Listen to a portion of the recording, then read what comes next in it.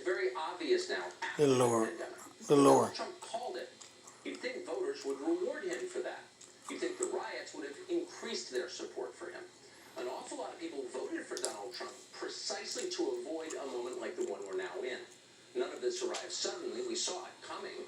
Social cohesion in America has been eroding for decades. People sense that. It made them nervous. It should make them nervous. Donald Trump seemed like insurance against the consequences of that. The core appeal of Trump was, if things ever started to fall apart, he would defend you. Yes, he was loud and crude. Most bodyguards are. Only a man like Donald Trump was tough enough to fight the creeping authoritarianism of the education cartel in corporate America. If Trump got elected, you could say what you really believe. The basic promise of America could be restored. You could live with dignity. Under Donald Trump, you wouldn't be forced to mouth the lyrics to some repulsive little orthodoxy you hate. You could declare out loud that all lives matter, because all lives do matter. God made us all. And if you can't say that, what's the point of living here? Donald Trump never quite articulated any of this in a precise way. He's not an intellectual or an ideologue. But it was obvious he felt it strongly. Trump's gut-level instincts were on the side of order and tradition and stability, and they still are. And yet when widespread looting and disorder arrived, the president did not act as decisively as many had hoped. He said little, he did less. Some voters felt undefended, some turned against him. Why did this happen? Well, there are many reasons. Trump was exhausted, for one thing, after 3 years of defending himself against Russiagate, the most elaborate and effective hoax in American history. Exactly. And his staff did not very much to help. Some of them were actively disloyal, most were just confused. They definitely were not prepared for Chinese viruses or burning cities. But the administration's main problems were conceptual. Few seemed to understand what was really happening. Their first mistake was forgetting the primary rule of Washington.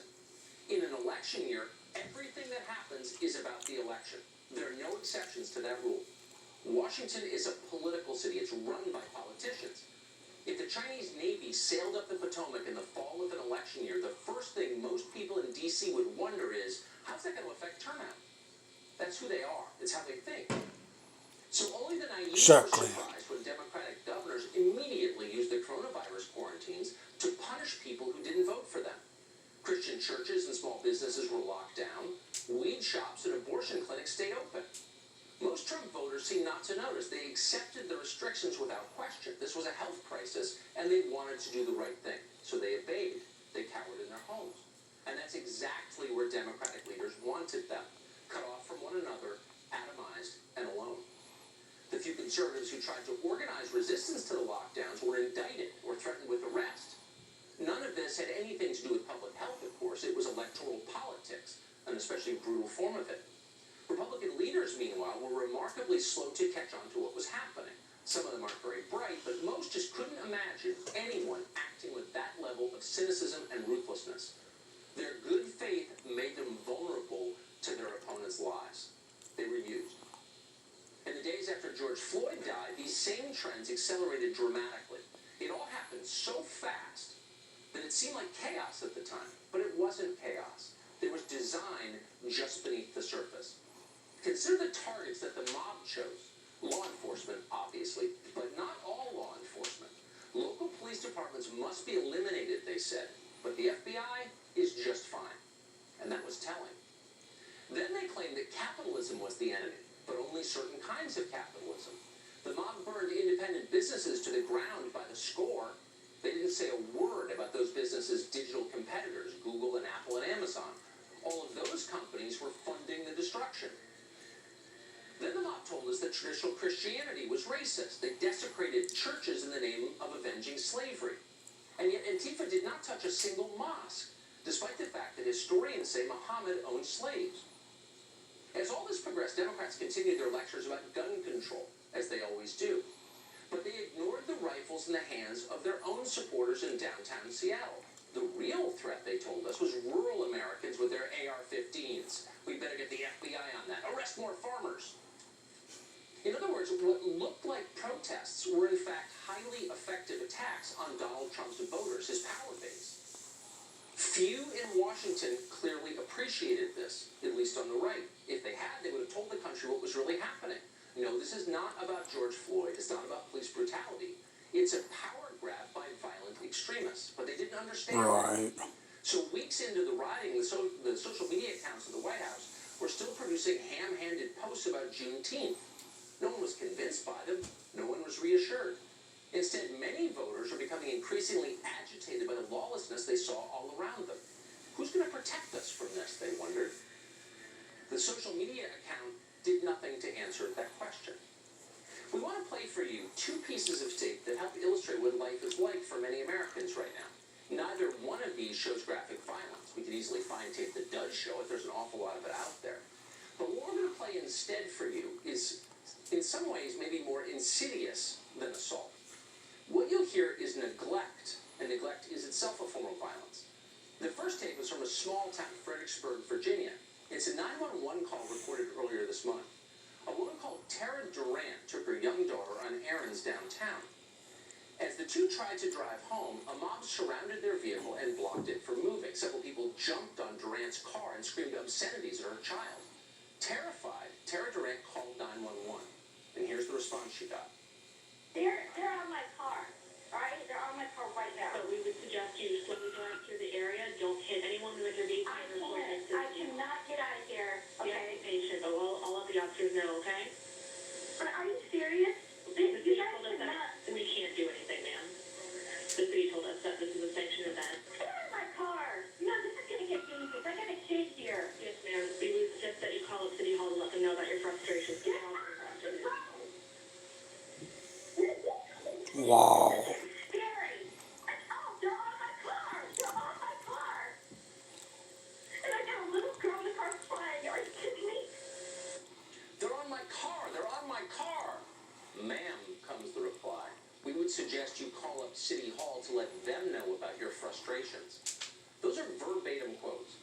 It's hard to listen to that tape without feeling Gotta be emotional. kidding me. A woman and her child were terrorized by a violent mob, and then they were intentionally abandoned by the state that has promised to protect them.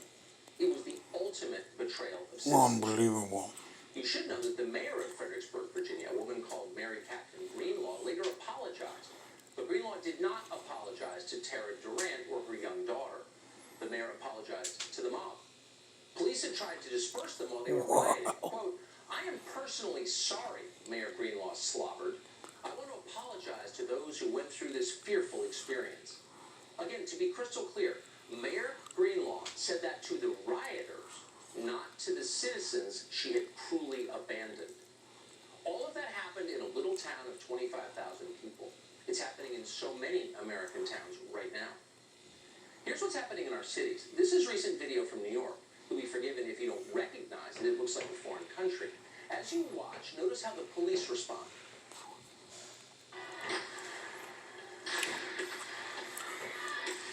There's firecrackers outside. And on TV. Unbelievable. The squad car just rolls on through. Cops don't even slow down. They've been told not to. They don't try to enforce the law. They can't enforce the law. Keep in mind, decent people live in that neighborhood. Decent people live in every American neighborhood. How would you feel if you lived there? You'd be very afraid. You'd feel like things were falling apart. More than anything else, you would want someone to restore order. You'd want a leader to take back your neighborhood from armed children, because armed children are far more threatening than even the worst rogue cop, always. But local leaders are not doing that. They are not restoring order. They're ignoring the suffering of their people. So what is the White House doing about this? Well, the president announced 2 days ago that anyone who topples a statue on federal property will face 10 years in prison. That is a welcome start. What we're living through right now, despite what people have told you, is not a local problem. This is a national crisis. The riots are designed to produce a national result: the destruction of our system of government and the removal of Donald Trump. People expect a president to respond to a moment like this, to fix it, and they have a right to expect that. The president runs the country. If the rioters were Saudi nationals, it would be very clear that there is nothing local about what we're watching. We would understand immediately that it's terrorism. The president would give a primetime address. Within hours, the feds would be hunting these people down and arresting them. If the rioters were white supremacists, they'd already be in prison facing life. So the question is, why isn't the Justice Department responding like this? That's not clear. Some blame the White House counsel's office. They say it's dominated by Bush partisans who were hostile to Trump. We don't know if that's true. If it is true, there's an easy solution to it. Just ignore their counsel. Send the lawyers to the basement till November and have them reorganize the card catalog or read Reader's Digest from the 70s. Only a fool lets lawyers make critical decisions anyway. They're not wise. If they were, they probably wouldn't be lawyers. Others say career bureaucrats at DOJ or federal prosecutors in the states are dragging their feet. The Attorney General, Bill Barr, says he is overseeing 500 separate investigations into rioters. Good for him. Presumably one of them is into the destruction of the Albert Pike statue in Washington. It took place last Friday. It was on live television. Should put them all in jail. It would change the course of this country's future if the Justice Department rounded up the leaders of Antifa tomorrow, along with every single person caught on camera torching a building, destroying a monument, defacing a church, and put them all in shackles. And then frog marched them in front of cameras like MS-13 and called them what they actually are, domestic terrorists. Not protesters, not civil rights activists, not CNN contributors. Exactly. Domestic terrorists. That would be their new government-approved title. Once they're charged, it's official, in fact. They are literally, as a factual matter, accused terrorists. And that would change minds right away. The people destroying this country are criminals. Few are brave enough to call them that, so naturally their popularity grows. Everyone supports protesters. This is America. We believe in protest. But watch what happens when you start calling them what they really are. Most people don't like terrorists. Terrorists will never be popular, even among Democratic voters. So charge them for the crimes they've committed and call them what they are.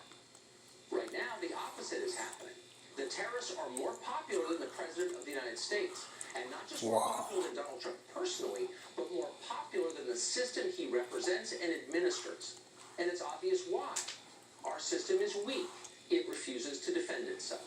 Mayors let new countries sprout in the middle of their cities. Our leaders act like laws are irrelevant. Everyone watches this happen. It's a potentially fatal problem. Weak institutions die. Citizens develop contempt for them, and then they get overthrown. The same is true, by the way, for heads of state. When you refuse to fight for the system you run, you're done. Spend an hour on Google and see if you can find a single leader in the history of the world who stayed in power after failing to quell a rebellion. You can't. The saddest part of all of this is that our system is very much worth saving. It administers justice more fairly than any system in the world. If we want to keep that system, we have to use that system. And that means enforcing America's laws with certainty. Enforcing them right now at the moment of greatest peril. If we don't do it now, we never will do it. Ignore a law long enough and it becomes unenforceable. You'd be shocked if you got pulled over for doing 58 in a 55-mile-an-hour zone, obviously. Antifa's leaders would be shocked if they were arrested for destroying a statue of Abraham Lincoln. Just a month ago, destroying statues was a felony. Now, it's allowed. What will we allow a month from now? What will we allow by November? The point is, things change fast, and that includes social standards. They change very quickly, too. Just a few weeks ago, defunding the police sounded like a crackpot idea. Now it's happening. Millions of Americans support it. Many Republican office holders haven't thought very deeply about why this is. Even now, you'll see them grin at the latest insanity from the left. Can you believe this? They've gone too far this time, they'll say. There's going to be a backlash. Really? When exactly will that backlash arrive? Because the opposite seems to be happening. What seemed awful the other day is normal now. It turns out that if you don't bother to explain precisely why certain ideas are bad, if you don't vigorously defend your own worldview, then you lose. Bad ideas spread. They quickly congeal into conventional wisdom, and then you're done. This is especially true right now when everything in American life is up for grabs. The lockdowns shuffled the deck completely. 4 months ago, you'd assumed you were going to spend the next 20 years going into an office somewhere. Now you're working from your couch. You're starting to consider maybe moving to Bozeman. And why wouldn't you? And while we're at it, what else should we do differently? Normal people are starting to think like this. Once big things start changing, they tend to change more quickly than we expect. All of this means this is precisely the time, right now, tonight, to defend the institutions that we desperately need to keep in this country. Those Those institutions include the nuclear family, our freedom of speech, small independent businesses, absolute colorblindness under the law, the noble tradition of nonviolent protest. Those are the things that make us proud to be Americans. Exactly. Those are the things that make America a place worth living in. We need to defend these things with everything we have. All of us must defend them, including the president. That is his hope of re-election. For the rest of us, it's our only hope as a country.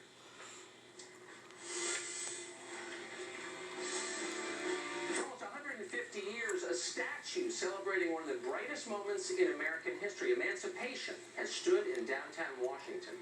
Tonight, a mob has vowed to destroy it. This statue right here embodies the white supremacy and the disempowerment of black people that is forced upon